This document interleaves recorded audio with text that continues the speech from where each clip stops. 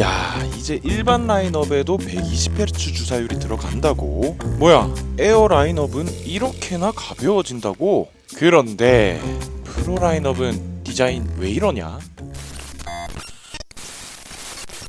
여러분들 안녕하세요. 아이템 성민입니다. 여러분, 이제 어느덧 아이폰 유저분들의 마음을 열광케 만드는 9월 애플 이벤트가 한 달도 채 남지 않았습니다. 에어 라인업이 나올 것이다, 프로 라인업의 디자인이 많이 바뀐다 등등, 저도 이전에 유출 정보를 한번 이야기했었고, 또 지금 많은 모급 사진들과 유출 정보들이 많아서 제 채널 구독자분들, 아이폰에 관심이 많으신 분들 같은 경우에는 이미 유출 소식들을 접하셨을 텐데요. 그래서 오늘은 그 후 추가된 유출 소식들과 여러분들이 여러 매체를 통해서 접하셨을 아이폰 17과 관련된 유출 소식들을 모아서 알려드리도록 하겠습니다. 생각보다 유의미하게 바뀐 정보들이나 기대해볼 만한 소식들도 있으니까요. 영상 끝까지 시청 부탁드리면서, 그러면 아이폰 17 루머 총정리 자세하게 달려들어 볼게요. 예전에도 그렇고 지금까지도 그렇고 우리가 아이폰 17 일반 라인업에 가장 기대하는 부분이 주사율이라고 생각이 되는데요. 사실 암만 일반 라인업이라고 하더라도 플래그십 라인업에 지금까지 60Hz 주사율을 넣어준다라는 게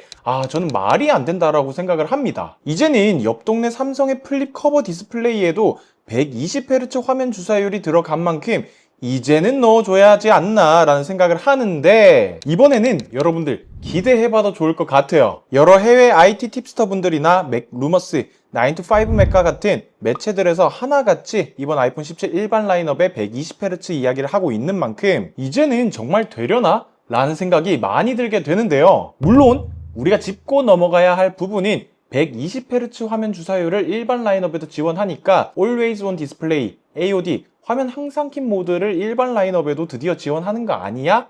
라고 생각을 할 수도 있는데, 그런데 이 부분은 아마 지원이 어려울 것 같아요. 왜냐면 애플에서 이야기하는 애플의 프로 라인업에서의 120Hz 주사율은 프로모션 디스플레이라고 해서 가변 주사율을 이야기하는데, 쉽게 설명을 드리자면은 화면을 스크롤하는 속도나 정지한 화면을 볼 때 1Hz에서 120Hz 화면을 조절해줌으로써 배터리를 효율적으로 사용할 수 있게 해주는 기능이에요. 이 프로모션 디스플레이를 통해서 홀드 화면일 때 주사율을 1Hz로 만들어줌으로써 자연스럽게 배경을 어둡게 만들어줘서 AOD를 활용할 수가 있는데, 일반 라인업에는 120Hz 주사율이 들어가긴 하지만은 이 프로모션 디스플레이가 들어갈 확률은 미지수이기 때문에 AOD는 기대하지 않는 것이 좋을 것 같아요. 아마 애플은 이 부분에서 일반 라인업과 프로 라인업의 급 차이를 두는 것이 아닌가라고 생각이 되네요. 그리고 더불어서 디스플레이의 크기가 작년에 프로 라인업에 있었던 변화처럼 6.1인치 디스플레이에서 6.3인치 디스플레이로 화면이 커질 것이라고 보고 있는데요. 그러면서 작년 아이폰 16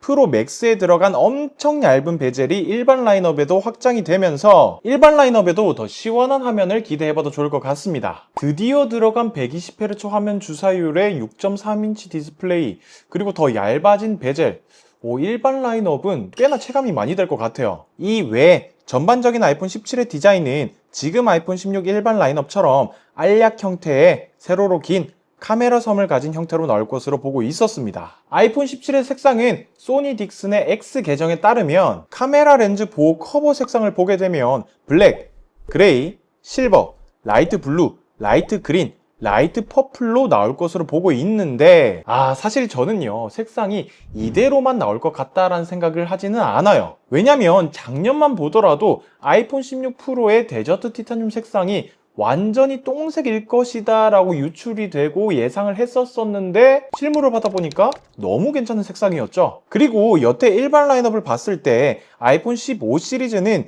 되게 파스텔 톤의 연한 하늘하늘한 색상이었는데, 반면에 16은 채도가 확 올라가게 되면서 엄청 놀랐었죠. 그러니까 이번에도 이런 계열의 색상으로 나오겠구나 라고 참고 정도로만 하시면 좋을 것 같아요. 작년에 아이폰 16 시리즈가 출시될 때부터 계속해서 지금까지 루머로 맴돌고 있고, 플러스가 사라진 자리를 대신 할 것이라고 보고 있는 아이폰 17 에어 라인업입니다. 제 개인적으로 상당히 기대도 하고 있고 걱정도 많이 되는 모델인데요. 아무래도 기대가 되는 부분은 두께가 엄청나게 얇다는 거겠죠. 밍치고에 따르면 5.5mm로 예상을 하고 있는데, 진짜 이렇게만 나오게 된다면 갤럭시 S25 엣지의 5.8mm 두께보다도 얇은 두께입니다. M4 아이패드 프로 때도 그렇고 갤럭시 S25 엣지 때도 그렇고 얇아진 두께에 대한 호평이 정말 많이 나오고 있기 때문에 이 아이폰 17 에어 라인업의 두께도 기대가 많이 되는 건 사실이에요. 그리고 두께가 얇아지면서 저는 무게 때문에 더 기대를 하게 되었는데요. 일단 맥루머스에 따르면 145g이라고 이야기를 하는데 이 정도면 아이폰 SE2, 아이폰 13 미니 수준이기 때문에 요즘에 출시되는 휴대폰에 비하면 이 정도면 진짜 가벼운 거죠. 진짜로 요즘에는 200g 내외 정도 하는 휴대폰들이 너무나도 많이 나와 있기 때문에 이 정도 무게를 가진다면은 잠들면서 휴대폰을 할 때 손목, 팔이 덜 아프지 않을까라고 기대를 많이 해봅니다. 그리고 두께가 이렇게 많이 얇아지다 보니까 걱정되는 부분도 있죠. 배터리 타임은 성능은 괜찮을까에 대한 생각을 할 수밖에 없다고 생각을 해요, 사실. 먼저 성능은 뒤에 이을 프로 라인업까지 쭉 말씀을 드리자면은 아이폰 17 일반 라인업은 A19 칩셋, 아이폰 17 에어부터 17 프로, 17 프로 맥스까지는 A19 프로 칩셋이 들어갈 것이다 라는 이야기가 나오고 있는데 17 에어는 프로 라인업에 비해 GPU 코어 수가 하나 적은 컷칩일 것이라는 예상을 하고 있습니다. 그리고 아이폰 16E에 들어간 것처럼 이번에 새롭게 나오는 아이폰 17 에어에는 다른 라인업에서 들어가지 않는 애플 자체 5G 모뎀인 C1 칩이 들어갈 것이라는 예상도 하고요. 그런데 컷칩이긴 하더라도 성능이 이렇게 좋은 칩셋이 들어간 것은 좋은데 아무래도 두께가 얇아지다 보니까 발열이 궁금하기도 하고 걱정되기도 하네요. 그리고 가장 걱정되는 배터리인데요. 배터리와 관련해서는 3000mAh가 넘지 않을 것이라는 이야기가 분분한데 기존에 우리가 흔히 접할 수 있었던 리튬이온 배터리가 아니라 리튬이온보다도 더 작은 부피로 더 고용량을 담을 수 있는 실리콘 카본 배터리라는 이야기도 나오고 있어서 기대가 되기는 하지만은 그래도 배터리와 관련해서는 걱정이 많이 되긴 하네요. 색상은 4가지, 블랙, 화이트, 라이트 블루, 라이트 골드로 예상을 하고 있고 지난번에 말씀드린 것처럼 디스플레이는 6.6인치로 일반 라인업과 프로 맥스 사이즈의 그 사이 어딘가의 사이즈라고 예상을 하고요. 가격도 그렇고 사이즈도 그렇고 딱 지금까지의 플러스 모델과 똑같은 포지션을 취하지 않을까라고 생각을 합니다. 프로 라인업은 제가 지난번에도 말씀을 드렸고 이미 많은 유출 정보들이 공개가 되어서 알고 계시는 분들이 많으실 텐데 이 디자인을 좋게 이야기하자면은 여태까지 아이폰 프로 라인업에서 디자인이 좀 많이 바뀌었다라고 말씀을 드릴 수가 있겠고 솔직한 제 심정을 말씀을 드리자면은 별로예요.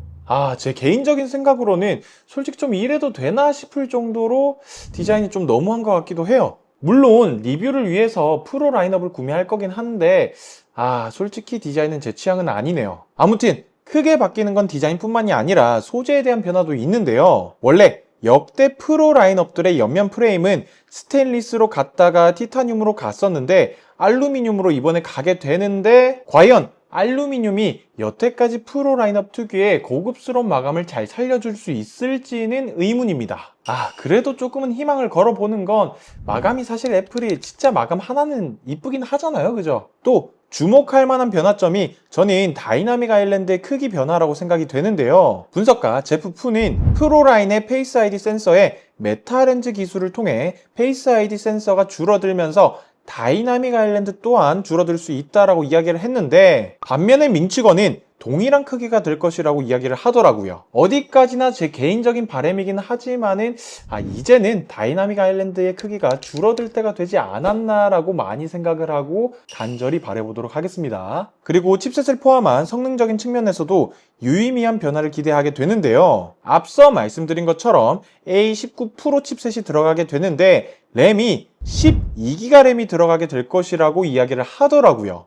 이건 진짜 박수를 안 치고 넘어갈 수가 없는 게 진짜로 예전에 램 크루즈 애플이 맞나라고 생각이 들 정도로 요즘에는 거의 모든 제품들의 램 용량을 잘 올려주는 것 같아요. 또 아마 갤럭시 휴대폰을 사용하시는 분들은 친숙하고 잘 아시겠지만은 휴대폰의 발열 제어를 원활하게 해주는 베이퍼 챔버가 이젠 아이폰 프로 라인업에도 들어가게 될 것이라고 이야기를 합니다. 어디까지나 제 개인적인 생각이긴 하지만 작년에 퀄컴의 스냅드래곤 8 엘리트도 그렇고 애플 칩셋 외에 다른 칩셋의 성능이 많이 올라가게 되면서 A19 프로 칩셋의 성능을 극대화시키기 위해서 베이퍼 챔버를 고려하는 것이 아닌가라고 생각이 많이 됩니다. 아이폰 17 프로 라인업의 카메라도 기대해볼 만한 업데이트가 있는데요. 일단 아이폰 17 일반 라인업을 포함한 전 라인업의 전면 카메라가 12메가픽셀에서 24메가픽셀로 업그레이드 된다고 하고요. 17 프로의 망원 카메라는 48메가픽셀로 바뀐다고 합니다. 또 8K 촬영까지 가능하게 될 것이라는 이야기가 있어서